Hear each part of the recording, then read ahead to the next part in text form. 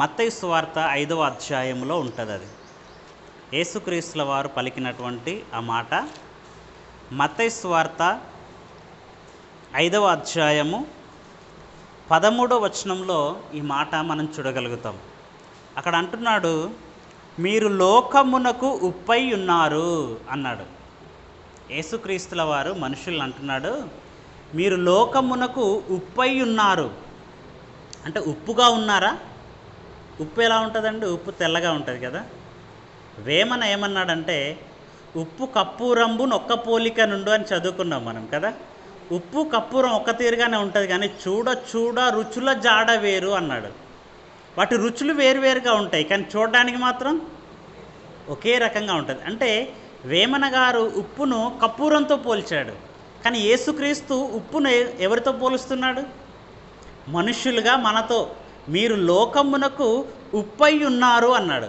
అంటే వేమన గారు ఎలా పోల్చాడంటే దాని కలర్ చూశాడు. ఇది తెల్లగా ఉంటుంది, అది తెల్లగా ఉంటుంది. ఉప్పు కప్పూరం ఒక్కటే పోలికగా ఉంటాయి అని అన్నాడు.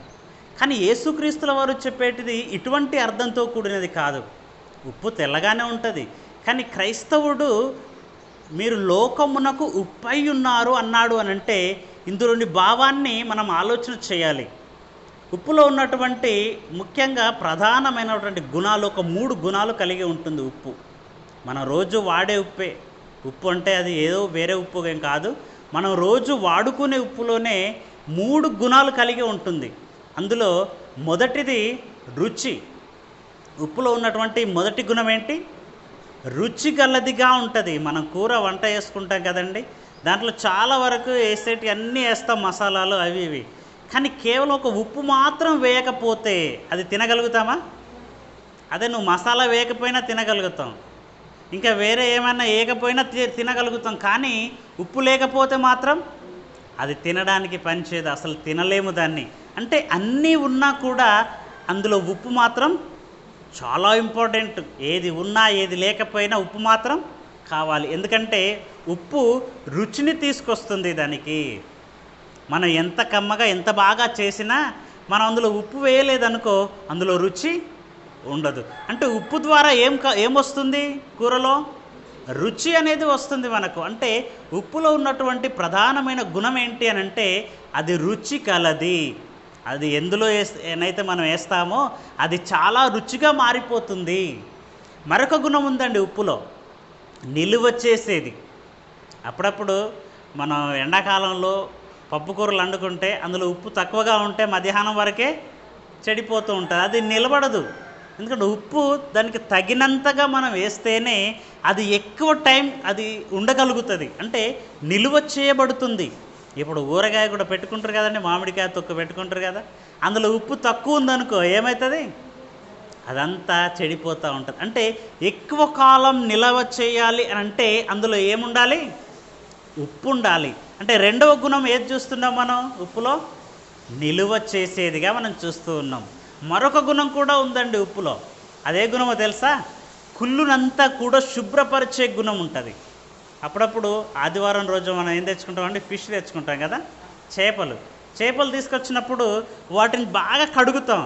దేంతో కడుగుతాం? సర్పేసి ఏమైనా కడుగుతామా? సర్పేసి కడిగే సాధ్యమేనా? అది తినగలుగుతామా? తినము. మరి ఎలా కడగాలి? దాన్ని ఉప్పు వేసి కడగాలి. ఉప్పు వేస్తే అందులో ఉన్న మలినాన్నంతా కూడా శుభ్రం చేస్తుంది, మనం తినడానికి అనుకూలంగా మలుస్తుంది.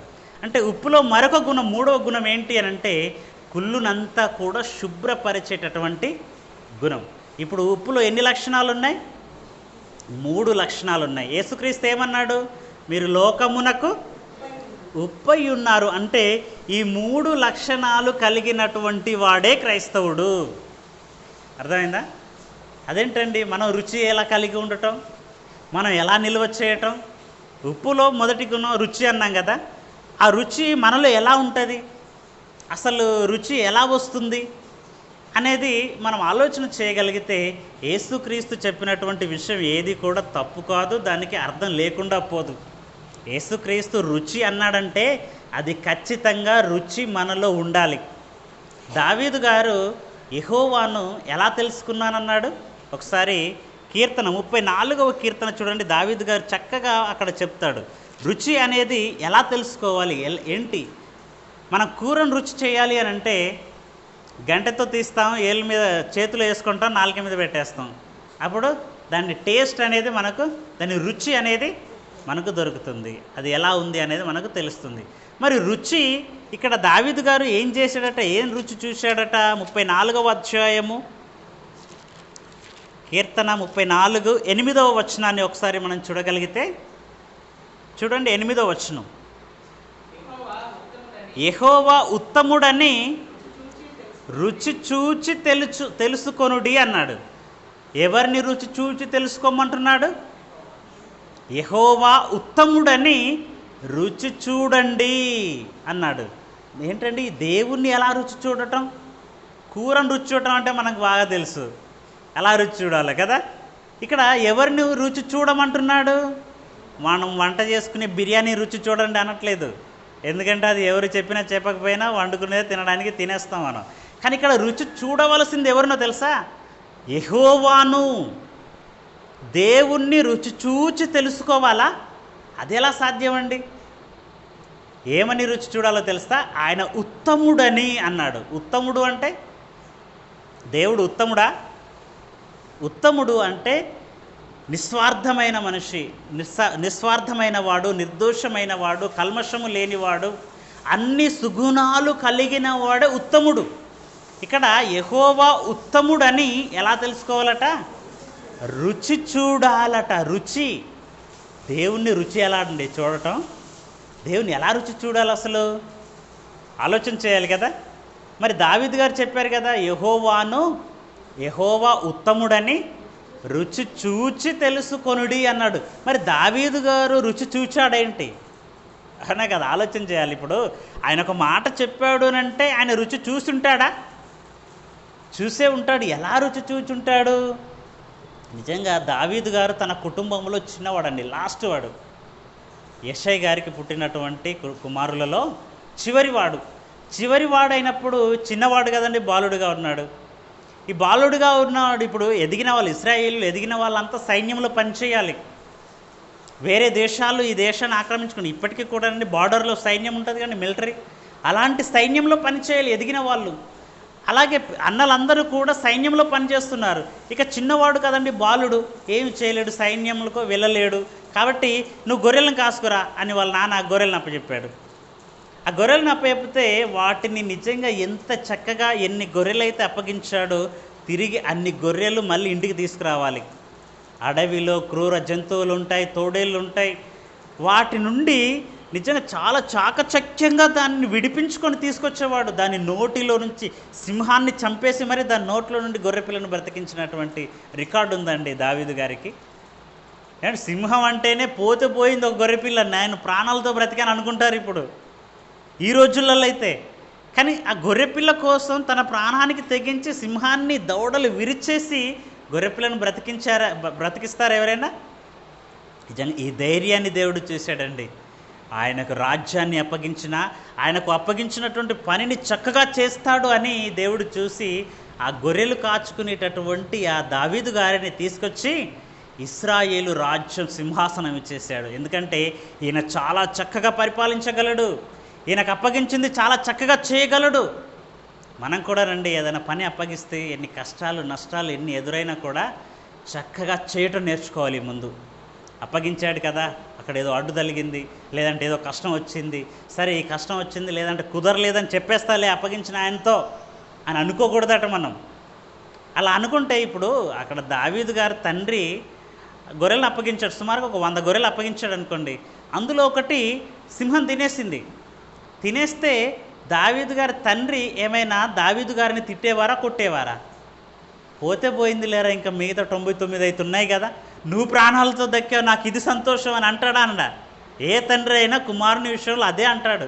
కానీ ఆయన ఏమనుకున్నాడంటే ప్రాణాలకు తెగించి మరి నా తండ్రి అప్పగించినటువంటి గొర్రెలు ఒక్కటి కూడా తగ్గకూడదు, నాకు అప్పగించిన పని నమ్మకం పెట్టుకున్నాడు నా తండ్రి నా పైన అని అంత నిష్ఠగా చేశాడండి దావీదు గారు.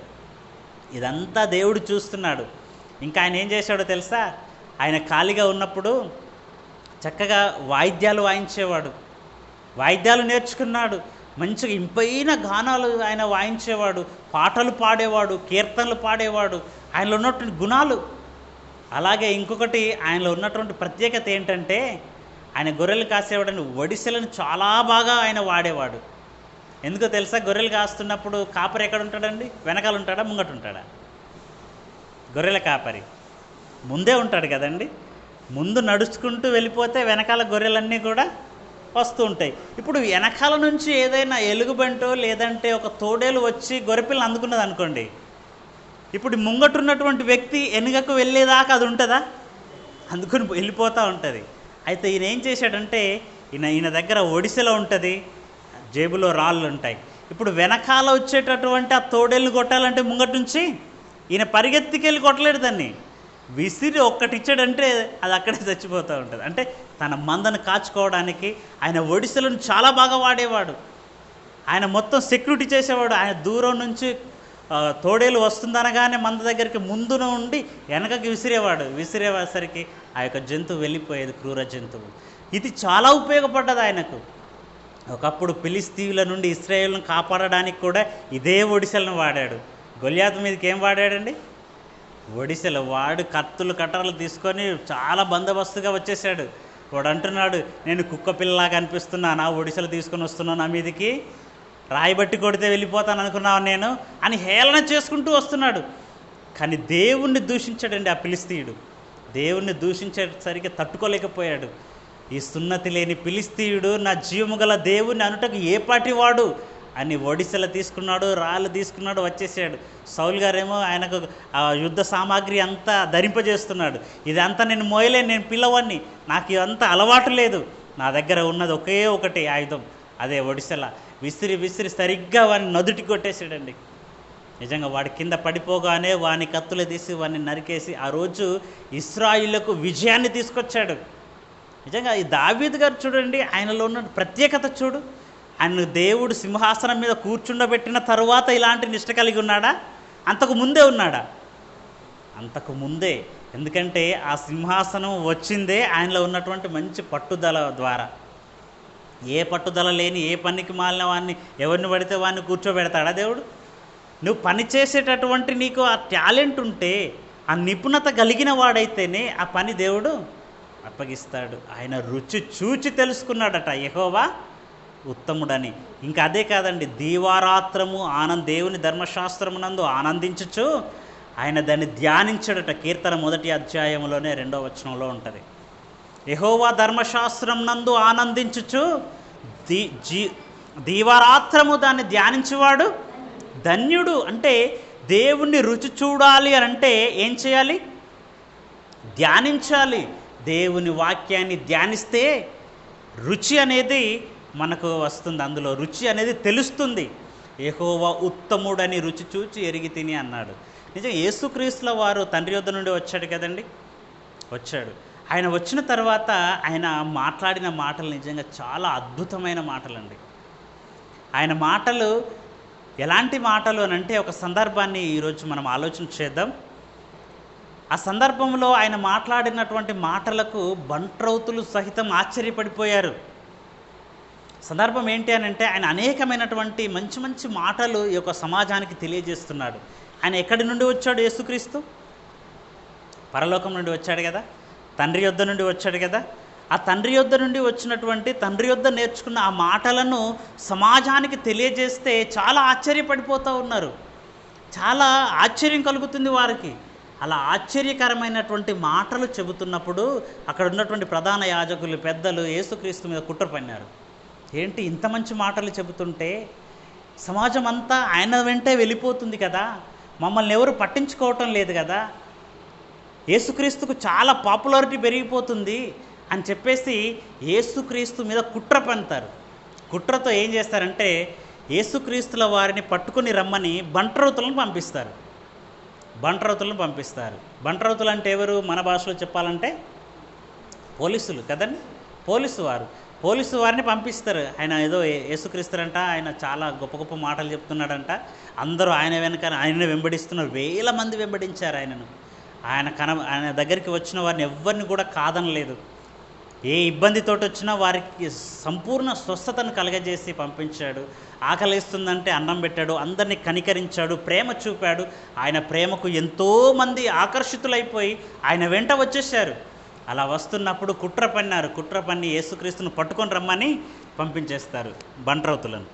ఈ సందర్భాన్ని మనం యోహాను సువార్తలో చూస్తాం. ఒకసారి యోహాను సువార్త తీయండి. యోహాను సువార్త 7వ అధ్యాయం. యోహాను సువార్త 7వ అధ్యాయము 45, 46 వచనాలలో మనం ఈ యొక్క సందర్భాన్ని చూస్తాం. బంట్రౌతులను పంపించి యేసుక్రీస్తుల వారిని పట్టుకొని రమ్మని బంట్రౌతులను పంపిస్తారు. అయితే పంపించినప్పుడు ఆ బంట్రౌతులు వెళ్ళేసరికి యేసుక్రీస్తుల వారు మాట్లాడుతున్నాడు. ఇలాగ వాక్యం చెబుతూ ఉన్నాడు. వాక్యం చెప్పేటప్పుడు ఎవరైనా డిస్టర్బ్ చేస్తారా? ఎవరు డిస్టర్బ్ చేయరు. ఎందుకంటే అది సరి అయిన పద్ధతి కాదు. వీళ్ళు కూడా ఏమనుకున్నారంటే, సరే మాట్లాడుతున్నాడు కదా, ఈ వాక్యం చెప్పుడు అయిపోయిన తర్వాత మాటలు ముగించిన తర్వాత తీసుకెళ్దాంలే అని అనుకొని వాళ్ళు కూడా మాటలు వింటున్నారు. ఎవరు? బంట్రౌతులు. వాళ్ళు కూడా యేసుక్రీస్తుల వారి మాటలు వింటున్నారు. వింటున్నప్పుడు నిజంగా విన్న తర్వాత వారి హృదయంలో ఎలాంటి మార్పు వచ్చిందో ఒకసారి యోహాను సువార్త 7వ అధ్యాయము 45, 46 వచనాలు మనం చూడగలిగితే చూడండి ఒకసారి. ఏమంటున్నాడు అక్కడ? ఆ బంట్రౌతులు తిరిగి వచ్చేసారు, ప్రధాన యాజకుల యొద్దకు తిరిగి వచ్చేసారు. యేసుక్రీస్తుని తీసుకొని రాలేదు, ఊరికనే వచ్చేసారు. వచ్చేసినప్పుడు ఆ బంట్రౌతులు ప్రధాన యాజకుల యొద్దకును పరిసయ్యుల యొద్దకును వచ్చినప్పుడు వారు అడుగుతున్నారు, ప్రధాన యాజకులు అడుగుతున్నారు, ఎందుకు యేసుక్రీస్తుల వారిని తీసుకురాలేదని, ఎందుకు మీరు ఆయనను తీసుకొని రాలేదని అడుగగా అన్నాడు.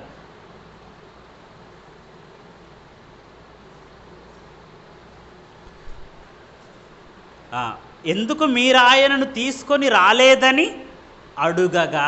ఎవరిని తీసుకురాలేదు వీళ్ళు బంట్రౌతులు? యేసుక్రీస్తును తీసుకురాలేదు.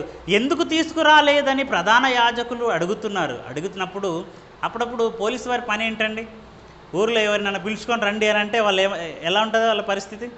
వచ్చి అక్కడ నిలబడతాడు, నడు అంటాడు, అంతే. మర్యాద ఉండదు, ఏముండదు. వచ్చి రమ్మనగానే మనం అనుకుంటూ భయపడుతూ వెళ్ళిపోవాల్సిందే, అంతే కదా. మనం కనబడ్డా కూడా, మనం ఇక్కడ ఉన్నా కూడా మనల్ని విడిచిపెట్టి వెళ్ళిపోతాడా? వెళ్ళిపోడు. కానీ ఇక్కడ యేసుక్రీస్తుల వారి దగ్గరికి వచ్చాడు, ఆయన మాట్లాడుతున్నాడు, ఆయన కనిపించాడు, కానీ ఆయనను తీసుకొని వెళ్ళలేదు. ఎందుకు మీరు ఆయనను తీసుకొని రాలేదు? ఆయన కనిపించలేదా? ఆయన ఎందుకు తీసుకురాలేదు అని అడిగితే వారు ఏమని సమాధానం ఇస్తున్నారో 46వ వచనం చూడండి. నిజంగా ఆశ్చర్యమైనటువంటి మాట అండి ఇది. చూడండి ఒకసారి. ఆ బంట్రౌతులు ఆ మనుష్యుడు మాటలాడినట్లు ఎవడును ఎన్నడును మాటలాడలేదనిరి. ఎవరంటున్నారు? ఈ బంట్రౌతులు ప్రధాన యాజకులతో చెప్తున్నారు, మీరు యేసుక్రీస్తును పట్టుకురమ్మని మమ్మల్ని పంపించారు కదా, మేము వెళ్ళేసరికి ఆయన మాట్లాడుతున్నాడు, ఆ మాటలు మేము కూడా విన్నాం.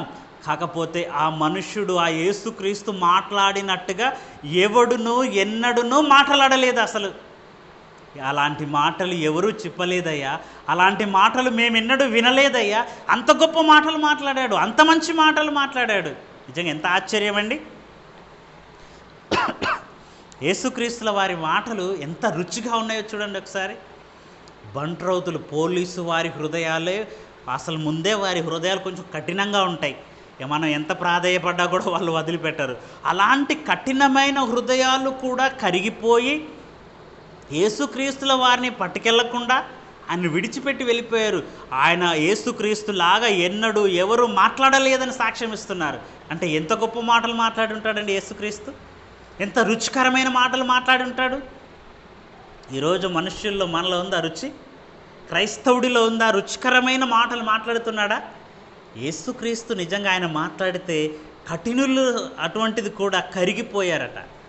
ఆ మనుష్యుడు మాటలాడినట్టు ఎవడును ఎన్నడూ మాట్లాడలేదు అని సాక్ష్యం ఇస్తున్నారు. ఇప్పుడు యేసుక్రీస్తుల వారిని బంట్రౌతులు తీసుకెళ్ళకపోతే వాళ్ళ పరిస్థితి ఏంటి? వాళ్ళ ఉద్యోగం ఉంటుందా? కనబడకతో తీసుకురాకపోతే వేరే విషయం, కానీ కనిపించాడు. వెళ్ళిన తర్వాత ఈయన యేసుక్రీస్తుల వారి మాటలు వీళ్ళు విన్నారు. విన్న తర్వాత ఇదిగో ఆయన చాలా గొప్పగా మాట్లాడాడండి అని వాళ్ళ పైన ఉన్నటువంటి అధికారులకు చెప్తున్నారు. అలాంటప్పుడు నిజంగా వాళ్ళు ఒకటే నిర్ణయం తీసుకున్నారు, ఇంత మంచి మాటలు చెప్పేటటువంటి యేసుక్రీస్తును మనం పట్టుకెళ్ళితేమా ప్రధాన యాజకులు వాళ్ళు అసలే మంచి వాళ్ళు కాదు, ఆయన సమాజంలో తిరగనివ్వరు, సమాజానికి మంచి మాటలు చెప్పనివ్వరు, ఆయన చంపేస్తారు, ఆయనను శిక్షిస్తారు అని ఆలోచన చేసి వారు విడిచిపెట్టి వెళ్ళిపోయారు. మరి విడిచిపెట్టి వెళ్ళిపోతే వారి ఉద్యోగం, వారి పరిస్థితి, ఉద్యోగం పోయినా పర్వాలేదు, కానీ ఇలాంటి మనుష్యుడు ఈ సమాజానికి అవసరం. ఎంత మంచి నిర్ణయం అండి వాళ్ళది, ఎంత గొప్ప నిర్ణయం తీసుకున్నారు. యేసుక్రీస్తుల వారి మాటలు అలా ఉంటాయండి. ఆయన మాటలు వింటే ఎంత కఠినుడైనా ఆకర్షింపబడతాడు. అందుకే ఈరోజు ప్రపంచవ్యాప్తంగా సుమారుగా 800 కోట్ల మంది ఉంటే అందులో 400 కోట్లకు పైగా క్రైస్తవులు ఉన్నారు. ఎందుకు? ఎంతమందిని ఆకర్షించాడు చూడండి దేవుడు యేసుక్రీస్తు. ఆయన ప్రేమ, ఆయన గుణం, ఆయన మాటలు, అలాంటి మాటలు కలిగిన వాడు. అంత రుచిగా ఉంటాయి ఆయన మాటలు. యేసుక్రీస్తును ఆయన రుచికరమైనటువంటి మాటలు మాట్లాడాడు. మరి ఈరోజు క్రైస్తవుడుగా ఎలాంటి మాటలు మాట్లాడుతున్నాం మనం? మన మాటలు ఎలా ఉండాలి? ఎవరైనా మన మాటలకు ఆకర్షింపబడుతున్నారా? ఒక సేవకుడు మాట్లాడితే నిలబడి వినాలని అనిపిస్తుందా? ఒక క్రైస్తవుడు మాట్లాడితే మంచి మాటలే పలుకుతున్నాడా? సమాజంలోకి వెళ్ళి మాట్లాడితే మన మాట తీరు ఎలా ఉండాలి? ఆలోచించండి ప్రియమైన దేవుని పిల్లలారా. యేసుక్రీస్తుల వారిలాగా చక్కని మాటలు మాట్లాడాలి. సమాజంలో మన మాట ద్వారానండి మనకు విలువ వచ్చేది. యేసుక్రీస్తును వాళ్ళు విడిచిపెట్టేసి ఎందుకు వెళ్ళిపోయారు? ఎవడును ఎన్నడును ఈయనలాగా మాట్లాడలేదు అని ఆశ్చర్యపడిపోయారు. ఆయన చాలా గౌరవాన్ని తీసుకొచ్చాయి మాట. ఈరోజు మన మాటను బట్టే మన గౌరవాలు, మన మాటను బట్టే మనకు మర్యాద, మన మాటను బట్టే. అందుకే ఒక సామెత కూడా ఉందండి, నోరు మంచిదైతే. ఎందుకు వచ్చిందండి ఈ సామెత? ఎందుకు పుట్టింది? నీ మాట మంచిదైతే ఊరంతా నీకు మంచిగానే మారుతుంది అన్నాడు. క్రైస్తవుడు లోకానికి ఏమై ఉండాలి? ఉప్పు లాంటి రుచికరమైనటువంటి మాటలు. ఒక మాట చూద్దామా? కొలస్సీలకు రాసిన పత్రికలో క్రైస్తవుల గురించి, సంఘానికి ఏం చెప్తున్నాడో చూడండి అపోస్తులైన పౌలు. కొలస్సీలకు రాసిన పత్రిక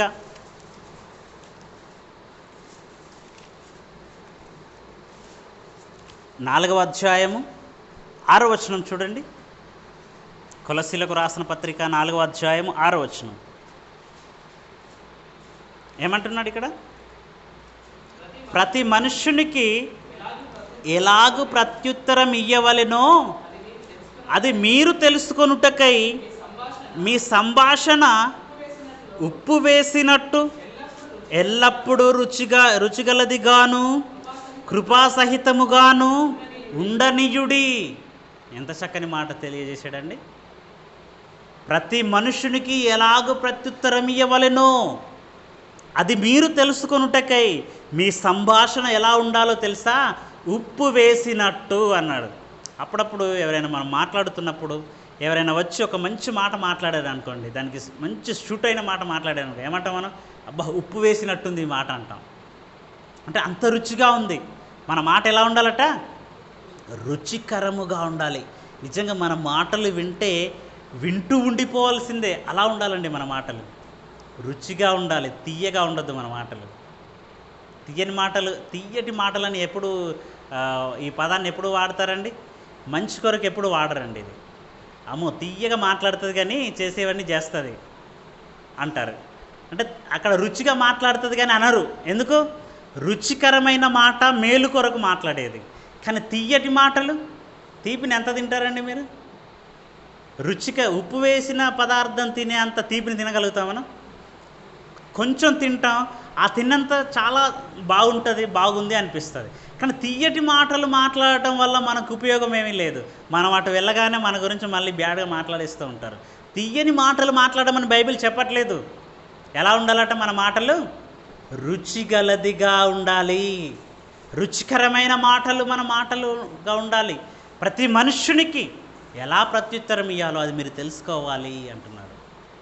ఈరోజు క్రైస్తవుడిలో ఉప్పులో ఉన్నటువంటి మొదటి లక్షణం ఏంటి? రుచి. ఆ రుచి ఈరోజు క్రైస్తవునిలో ఉందా? రుచిగలదిగా ఉందా మాట? రుచి కలిగిన మాటలే మాట్లాడుతున్నాడా? ఒకవేళ లేకపోతే మనం దీన్ని రుచిగలదిగా మార్చుకోవాలి. ఎలా మార్చుకోవాలి? దేవుని మాట వలన. దావీదు గారు యెహోవా ఉత్తముడని రుచి చూచి తెలుసుకున్నాడట.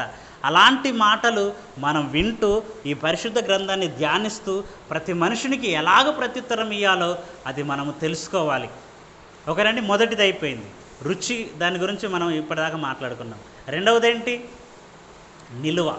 ఉప్పులో ఉన్నటువంటి రెండవ గుణం ఏంటి? నిలువ చేసేది. మన మాటను బట్టి ఈ సమాజం నిలువ చేయబడాలి. ఈరోజు నిజంగా ప్రపంచాన్ని చూస్తే ఏమైనా బాగుందా అండి? ప్రపంచంలో ఎంత అన్యాయం, ఎంత దోపిడీ, ఎంత అక్రమం, ఎంత హత్యలు, అత్యాచారాలు. ఈ ప్రపంచాన్ని చూస్తే దేవునికి కోపం వచ్చేస్తుందండి.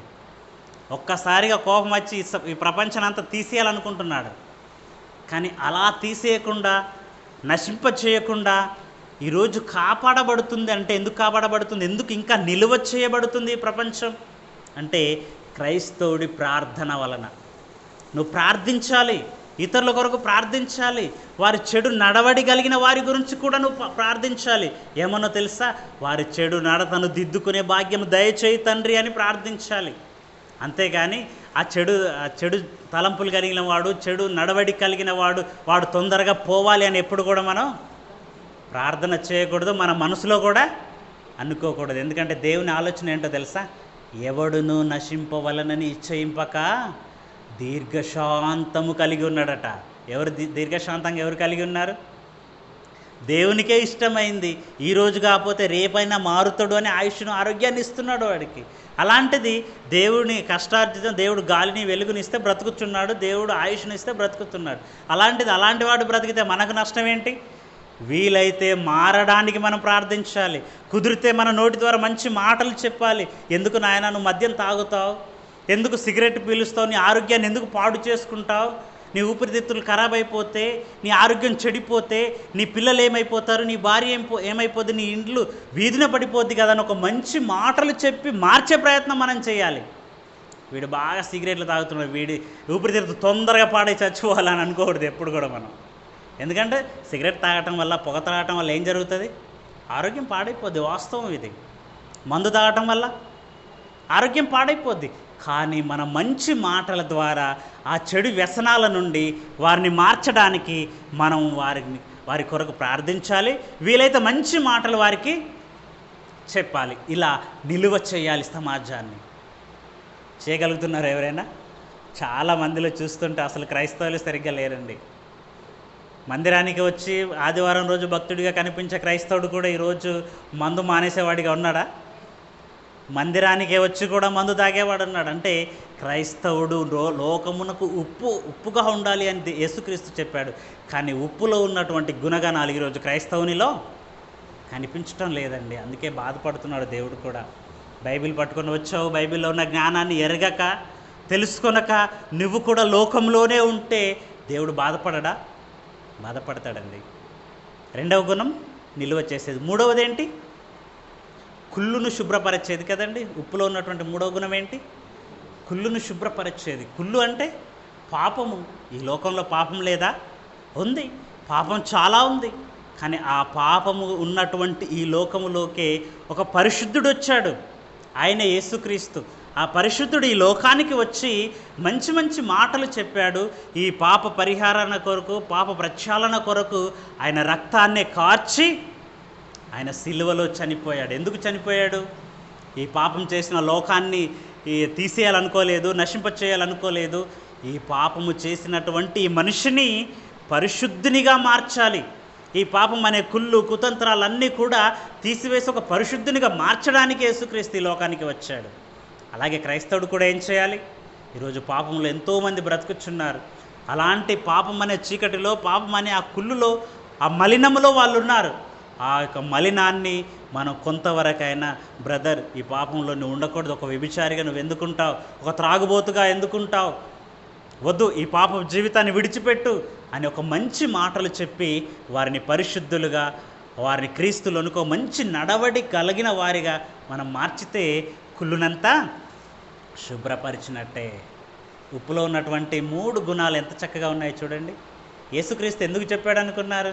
మీరు లోకమునకు ఉప్పై ఉన్నారు అని ఎందుకు చెప్పాడు?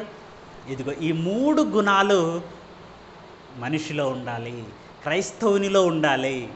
అదేంటండి లేకపోతే ప్రాబ్లం ఏంటి అని అనుకోవచ్చు. అఫ్కోర్స్ అనుకుంటారు కదండి. క్రైస్తవుడు లేకపోతే ప్రాబ్లం ఏంటి? మరి బ్రతుకుచున్నాం కదా అందరం. లేకపోతే ప్రాబ్లం ఏంటో అక్కడే రాయబడి ఉంది. చూడండి ఒకసారి మత్తయి సువార్త 5వ అధ్యాయము మత్తయి సువార్త 5వ అధ్యాయము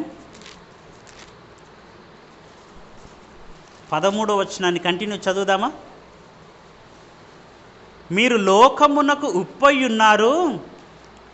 ఉప్పు నిస్సారమైతే అది దేని వలన సారము పొందును? అది బయట పారవేయబడి మనుషుల చేత త్రొక్కబడుటకే కానీ మరి దేనికి పనికిరాదు అన్నాడు. ఉప్పు నిస్సారమైతే, నిస్సారం అంటే తెలుసా అండి? ఉప్పులో సారం ఉంటుంది. ఉప్పు వేసినప్పుడు అది మనకు రుచి వస్తుంది అంటే అందులో సారం ఉంది. భూమిలో పంట పండుతుందంటే సారం ఉంది. అలా సారం ఉంది గనక ఉప్పు రుచినిస్తుంది.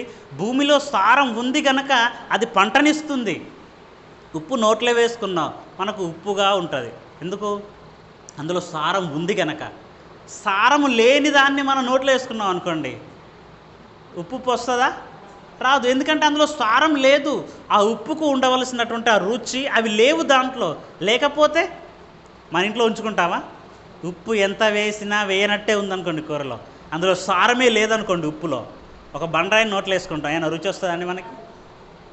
ఎందుకంటే దాంట్లో సారం లేదు. కానీ ఉప్పు నోట్లో వేసుకుంటే ఉప్పుగా ఉంటుంది, సారం ఉంది దాంట్లో. ఒకవేళ ఈ సారము లేకపోతే, ఉప్పులో నిస్సారం అయితే, సారము లేనిదైతే ఆ ఉప్పును మనం ఇంట్లో ఉంచుకుంటామా? లేకపోతే దేని వలనైనా సారం పెట్టాలని ఏమైనా ప్రయత్నం చేస్తే వస్తుందా దానికి? లేదు. అంటే ఈ ఉప్పు నిస్సారమైపోతే, క్రైస్తవునిలో సుగుణాలు లేకపోతే, క్రైస్తవునిలో మంచి మాటలు లేకపోతే, ఉప్పులాగా నిస్సారమైపోతే దేనికి పనికిరానివాడు. ఉప్పు నిస్సారమైతే దేని వలన సారము పొందును? అది దేనికి పనికిరాదు, బయట పారవేయబడి మనుషుల చేత త్రొక్కబడుటకే అంటున్నాడు. అంటే ఉప్పులో సారము లేకపోతే ఉప్పు పరిస్థితి ఏంటి?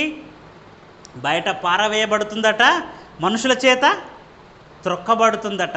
మరి ఈరోజు క్రైస్తవునిలో కూడా ఈ సారం లేకపోతే, ఈ గుణగణాలు లేకపోతే, రుచి లేకపోతే, రుచిగల మాటలు లేకపోతే, ప్రేమ లేకపోతే, సహోదరుడు అంటే ప్రేమ లేదు, సంఘ సభ్యుడన్న ప్రేమ లేకపోతే పరిస్థితి ఏమవుతుంది? నిజంగా ఎంత లోతుగా ఉన్నాయండి మాటలు. ఆలోచన చేశారు ఎప్పుడైనా? మనం ఎప్పుడు చదువుకునే మాటలే కదా. మీరు లోకమునకు ఉప్పై ఉన్నారు అని అంటే ఆ ఉప్పు అనుకున్నాం, కానీ ఇందులో ఇన్ని గుణాలు ఉన్నాయా? ఆ గుణాలు క్రైస్తవుల్లో ఉండాలా? ఎప్పుడైనా ఆలోచించామా? యేసుక్రీస్తు చెప్పిన ఒక్క మాట గురించే ఇంతసేపు మాట్లాడుకున్నాం మనం. ఒకే లైన్ గురించి మాట్లాడుకున్నాం మనం ఇంతసేపు. ఆయన చెప్పిన మాటలు ఎన్ని ఉన్నాయండి? క్రొత్త నిబంధన 4 సువార్తలలో మొత్తం కూడా యేసుక్రీస్తుల వారు పలికిన మాటలు ఉంటాయి దానిలో. మరి ఆ మాటలు, ఈ 4 సువార్తలు, మత్తయి, మార్కు, లూకా, యోహాను సువార్తలలో ఉన్న మాటలన్నీ వివరించుకుంటూ వెళ్ళిపోతే ఎన్ని రోజులు పడుతుంది? ఎంత కాలం పడుతుంది? ఒకసారి ఆలోచించండి. అందుకే ఈ యొక్క పరిశుద్ధ గ్రంథాన్ని మన జీవితాంతము చదివినా ఇంకా అందులో నుంచి రుచి వస్తూనే ఉంటుంది. అదండి బైబిల్కి ఉన్నటువంటి ప్రత్యేకత. ఈరోజు ఎక్కువ మంది చేత చదవబడుతున్న పుస్తకం ఏదైనా ఉందా అంటే అది బైబిలే. న్యూస్ పేపర్ ఎంతకాలం చదువుతారండి? దాని ఎక్స్పైరీ డేట్ 24 గంటలు అంతే. ఈరోజు మార్నింగ్ ఇది రేపు చదువుతామా? అయిపోయింది. అది డేట్ చూస్తాడు ముందు న్యూస్ పేపర్ మీద, ఈ రోజుదేనా అని. ఈ రోజుదైతే చదువుతాడు, లేకపోతే పక్కన పడేస్తాడు. కానీ బైబిల్ జీవితాంతం చదివినా ఇంకా చదవబడుతుంది. ఇప్పుడు వరల్డ్ రికార్డులో ఏది ఉంది అని అంటే బైబిలే ఉంది. ఎక్కువగా చదవబడే పుస్తకం బైబిల్. ఎందుకు చదువుతున్నారు? ఒక్కసారి చదివి పక్కన పెడతలేరు. ఎందుకు? చదివిన కొద్దీ ఆలోచన వస్తుంది, చదివిన కొద్దీ అందులో జ్ఞానం వస్తుంది. అలాంటి జ్ఞానాన్ని ఈ 66 పుస్తకాలలో దేవుడు పెట్టాడు. అర్థమైందండి? మీరు లోకమునకు ఉప్పై ఉన్నారు అని అంటే ఉప్పు ఎంత రుచిగలదో చూడండి. మరొక అంశం కూడా ఉందండి కిందనే 14వ వచనం చూడండి. మీరు ఇంకేమన్నాడు? ఉప్పు మాత్రమే కాదు, ఏమన్నాడు ఇంకా? 14వ వచనం, మత్తయి సువార్త 5వ అధ్యాయం 14వ వచనంలో, మీరు లోకమునకు వెలుగై ఉన్నారు, కొండ మీద నుండి పట్టణము మరుగై ఉండనేరదు. మరొక దాంతో కూడా పోల్చాడు. దేంతో పోల్చాడు? ఒకటి ఉప్పుతో పోల్చాడు, మరొకటి మీరు లోకమునకు వెలుగు అన్నాడు. వెలుగు అంటే మనం బల్బు వేసుకుంటాం, వెలుగు. సూర్యుడు వెలుగునిస్తున్నాడు అంటే మనిషి కూడా వెలుగుగా ఉన్నాడా? అవునండి. యేసుక్రీస్తుల వారు రుచిగల మాటలు ఎలాగైతే మాట్లాడితే మనం విన్నాము ఇంతవరదాకా, యేసుక్రీస్తుల వారు కూడా ఈ లోకమునకు ఏమై ఉన్నాడు? వెలుగై ఉన్నాడు అని అన్నాడు. వెలుగు అంటే ఒకసారి చూడండి యోహాను సువార్త 1వ అధ్యాయము యేసుక్రీస్తు గురించి. దేనికైనా మాదిరి, దేనికైనా మార్గం యేసుక్రీస్తే. మీరు లోకమునకు వెలుగై ఉన్నారు అన్నాడు. మరి యేసుక్రీస్తు ఎలా ఉన్నాడు అని అంటే ఆయన కూడా లోకానికి వెలుగుగానే వచ్చాడు. ఈ వెలుగు చీకటిలో ప్రకాశించుచున్నదట. ఒకసారి చదవండి 3వ వచనం, యోహాను సువార్త 1వ అధ్యాయము 3వ వచనం. కలిగి ఉన్నదేదియో ఆయన లేకుండా కలగలేదు. ఈ లోకంలో కలిగి ఉన్న ప్రతి ఒక్కటి కూడా యేసుక్రీస్తు లేకుండా కలగలేదట. కలిగి ఉన్నదేదియో ఆయన లేకుండా కలగలేదు. ఆయనలో జీవం ఉండెను, ఆ జీవము మనుష్యులకు వెలుగై ఉండెను అన్నాడు. ఆయనలో జీవం ఉందట, ఆ జీవం మనుషులకు వెలుగై ఉండెను అన్నాడు. ఆ వెలుగు చీకటిలో ప్రకాశించుచున్నది కానీ చీకటి దానిని గ్రహింపకుండెను అన్నాడు. ఆ వెలుగు చీకటిలో ప్రకాశించుచున్నదట, కానీ చీకటి గ్రహించట్లేదటండి. చీకటి అంటే ఏంటి? ఒకప్పుడు మనం ఎక్కడున్నాం?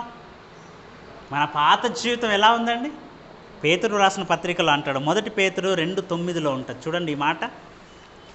పేతురు రాసినటువంటి 1 పత్రిక, మనం ఎక్కడి నుండి వచ్చాము అనే దానికి ఇక్కడ నిర్వచనం ఉంటుంది. మనం ఎక్కడ ఉన్నాం? ఇంతకుముందు వెలుగులో ఉన్నామా? క్రీస్తులోనికి రాకముందు చీకటిలో ఉన్నాం.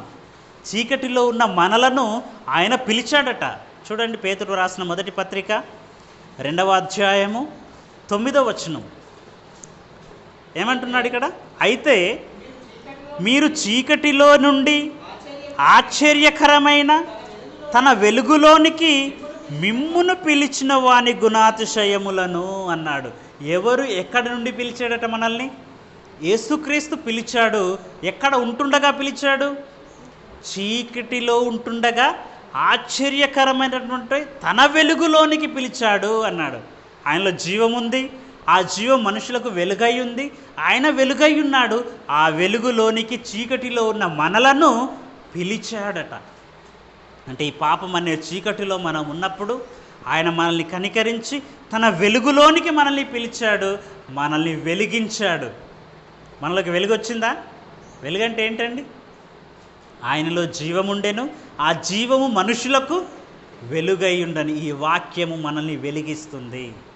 ఇప్పుడు యేసుక్రీస్తు ఎలా ఉన్నాడు భూమి మీద?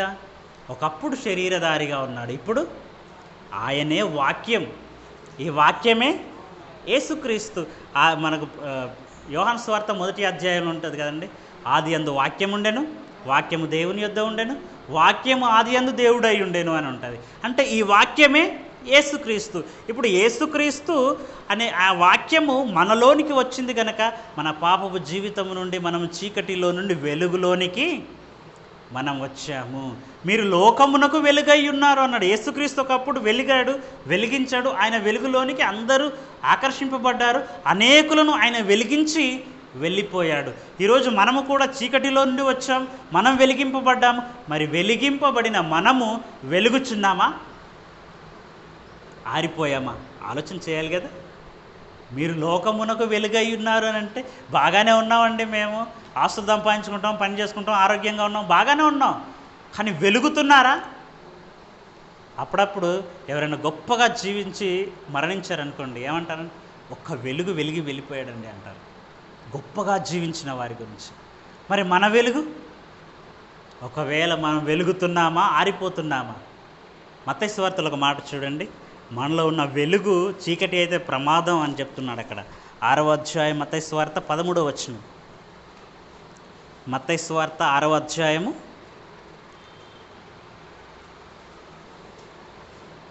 23వ వచనం. 23వ వచనం చూద్దాం. మత్తయి సువార్త 6వ అధ్యాయం 23వ వచనం ఏమంటున్నాడు ఇక్కడ?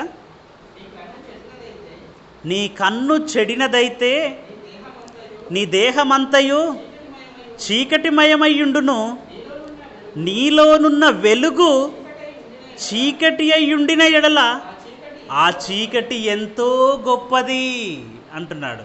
ఏంటి చీకటి గొప్పది అంటున్నాడు ఏంటి? మనం దీని పై మాటలు కూడా జాగ్రత్తగా గమనించాలి. ఏమంటున్నాడు ఇక్కడ? నీలోనున్న వెలుగు చీకటి అయిన ఎడలా అన్నాడు. అంటే నీలోకి వెలుగు వచ్చింది యేసుక్రీస్తు ద్వారా. ఆ వెలుగు ఒకవేళ చీకటి అయితే, చీకటి అయ్యే ఛాన్సెస్ కూడా ఉన్నాయా? ఉన్నాయి కదండి.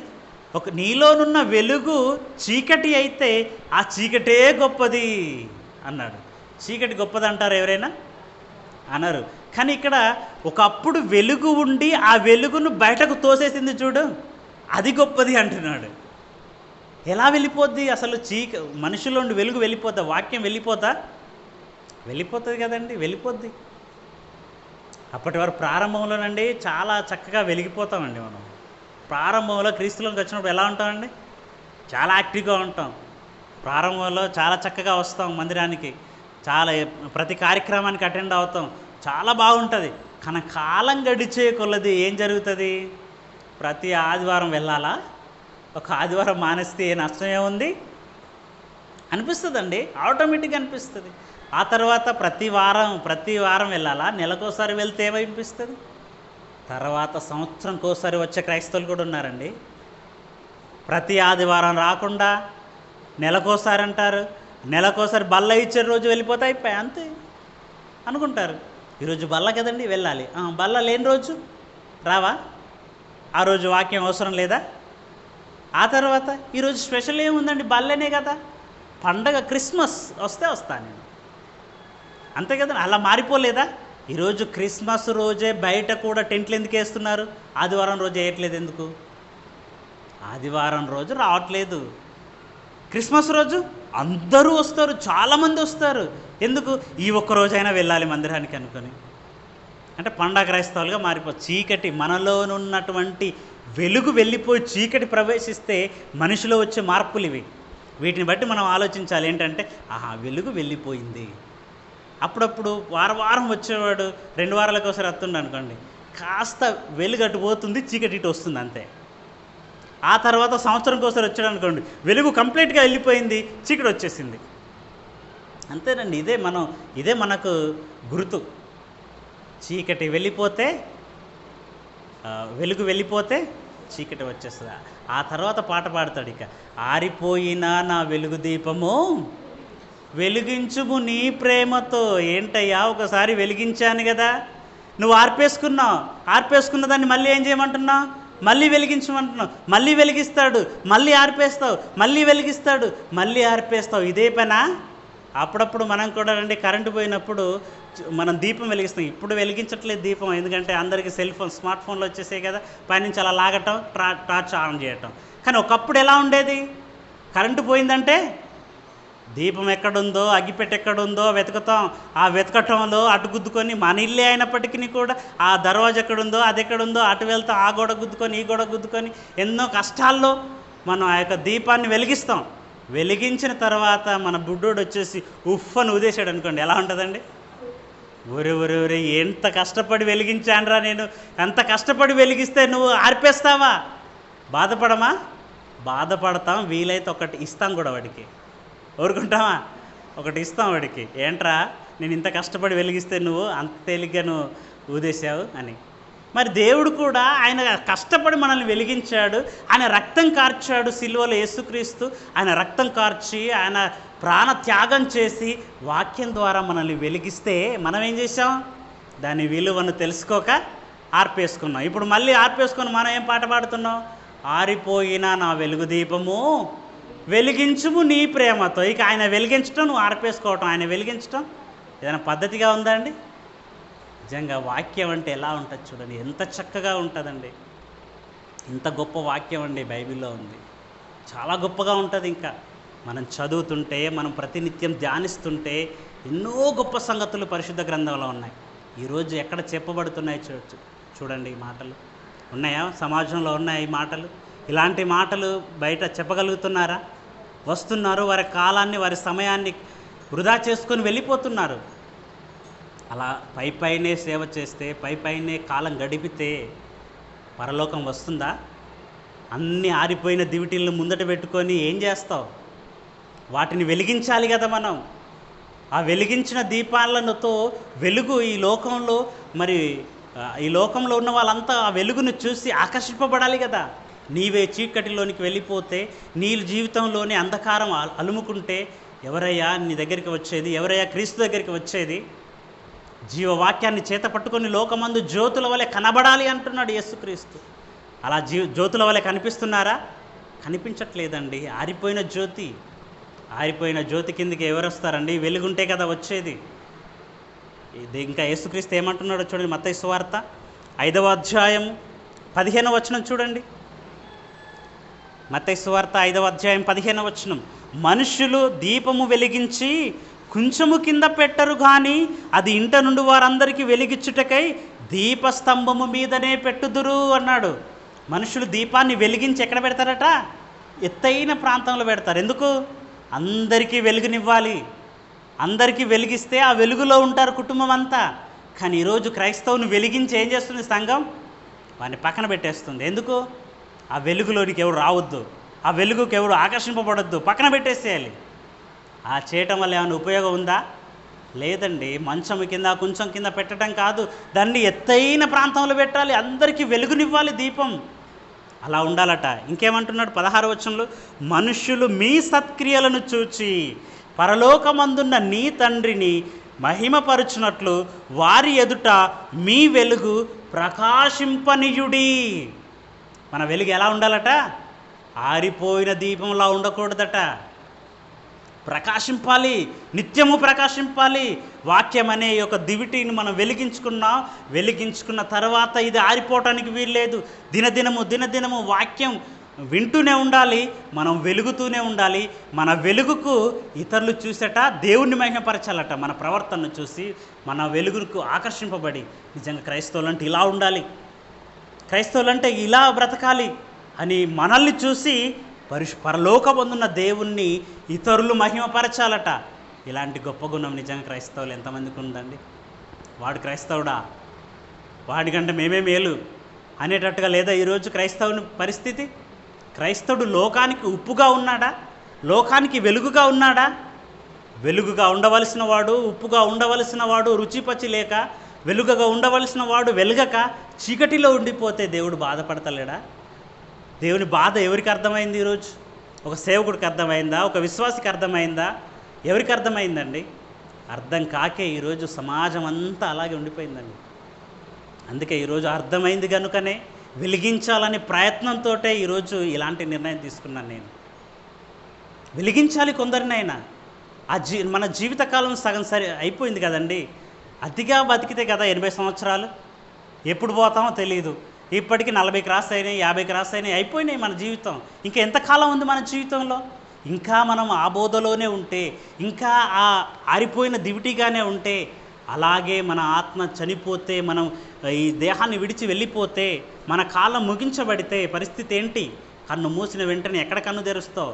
పాతాళమా, పరలోకమా? ఇలాంటి ఆలోచనలు కలిగిన వాడిగానే ఈరోజు ఈ నిర్ణయం తీసుకున్నానండి. ప్రయత్నం చేద్దాం. ఈ యొక్క వెలుగులోనికి, ఈ యొక్క ఆకర్షణలోనికి, ఈ యొక్క రుచిగల మాటల్లోనికి అనేకులను ఆకర్షింపజేద్దాం. ఈ వెలుగులోనికి నడిపిద్దాం, వారిని కూడా వెలిగిద్దాం. పరలోకానికి వారిని కూడా మనం అర్హులుగా చేద్దాం. ఎవరు కూడా పాతాళానికి వెళ్ళడానికి వీల్లేదు. ఎవడు కూడా నశింపను ఇష్టం లేదండి దేవునికి. ఆ దేవుని ఇష్టమే మన ఇష్టంగా మలుచుకొని మనం ప్రయాసపడదాం, ప్రయత్నం చేద్దాం. దేవుడే సఫలం చేస్తాడు ఈ కార్యక్రమాలను. ఓకేనండి, ప్రార్థన చేసుకుందాం.